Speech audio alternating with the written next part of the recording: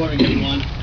Good morning. Special good morning, Judge Spurgeon, Judge Mrs. Newman, Mr. Woodall, Command Chief Mrs. Goldie, to all the Dias Air Force Chiefs who have sponsored today's event, and members of our various local veterans organizations that are here today. And good morning to all who have joined us today on the hallowed grounds of Abilene's Texas State Veterans Cemetery to recognize the valiant efforts of hundreds of thousands of men and women who put country before self.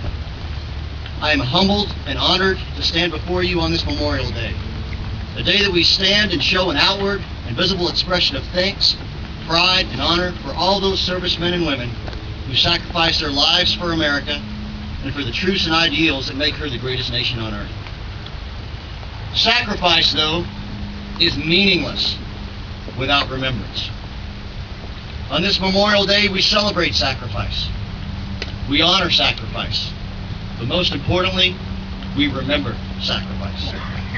We remember the veterans who gave their lives so that others can live free. A grateful nation of free peoples around the world have canonized our veterans who gave that ultimate act of selfless service.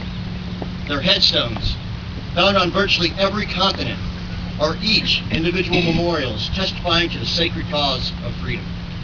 The engraved white marble on these headstones cry out to the world, freedom is great, but it comes at a great price. And the American serviceman or woman resting here has paid that price for you. And let us also remember those all too many graves with no marker, which are no less honorable because we know not where they are. We may never know the final resting place of their mortal bodies, but I'm confident their souls are with God. On the bloody battlefields of the Civil War, Americans fought to save the Union and promote human dignity. From the trenches of Europe during the Great War, Americans fought to preserve democracy in a war we hoped would end all wars. But a generation later, Americans were again sent to end the spread of worldwide tyranny. World War II saw Americans fight and die in the skies, on the oceans, and on the battlefields of Europe and the Pacific to successfully destroy these tyrants and preserve liberty for ourselves and for our allies. During the conflicts in Korea and Vietnam, Americans once again spilled their blood and died to end the threat of communism and to preserve freedom and democracy. And in the Middle East and in the Baltic, Americans fought and sacrificed to liberate one country and to halt intolerable crimes against humanity in another. As the new century dawned on our great nation, Americans were once again sent to defeat an enemy that had struck our homeland and changed our nation forever. As history has taught, the current fight will not be the last time a noble American will fight and die for this great country. Unfortunately, as I speak, the ranks of those who have given the last full measure of devotion to our country and to the cause of freedom continues to grow. Iraq and Afghanistan are still hostile places where our servicemen and women risk their lives so that others can live free. Fervently, we pray that such risk will no longer be needed. But the threats to freedom have presented a new sobering reality to many Americans who once took for granted even their own personal security. We live in a world with much to cherish, as many nations have embraced democracy. However, there are still many left uncommitted to liberty and freedom who will continue to threaten our security and the security of the innocent around the world.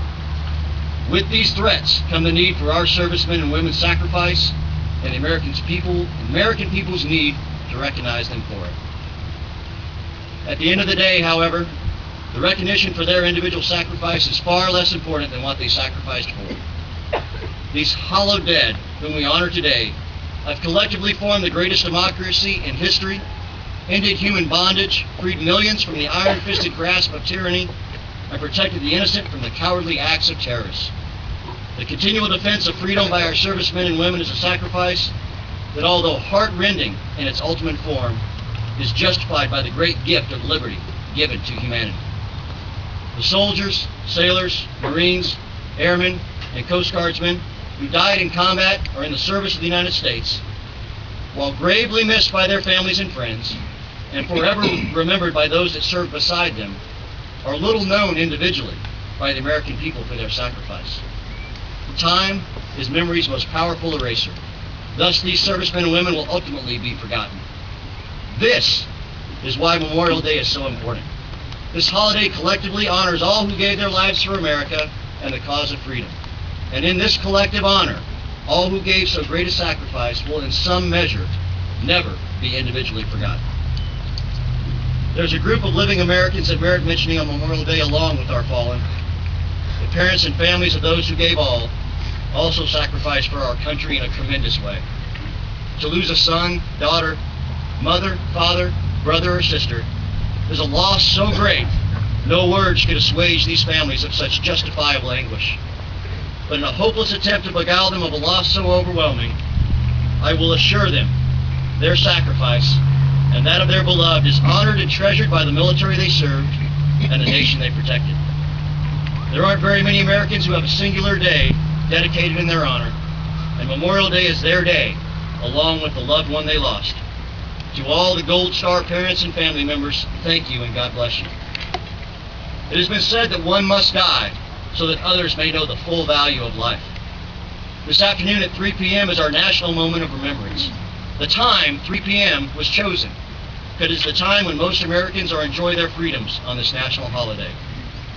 Americans everywhere are asked to pause for 1 minute, wherever they are, in an act of national unity. It is a time for all Americans, alone or with family and friends, to honor those who died for our freedom. This moment will help to reclaim Memorial Day as the sacred and noble holiday it was meant to be. In this shared remembrance, we connect in solidarity as Americans. Many of you have your own family member or friend who has given the last full measure of devotion to our country, one that you will remember at 3 o'clock this afternoon.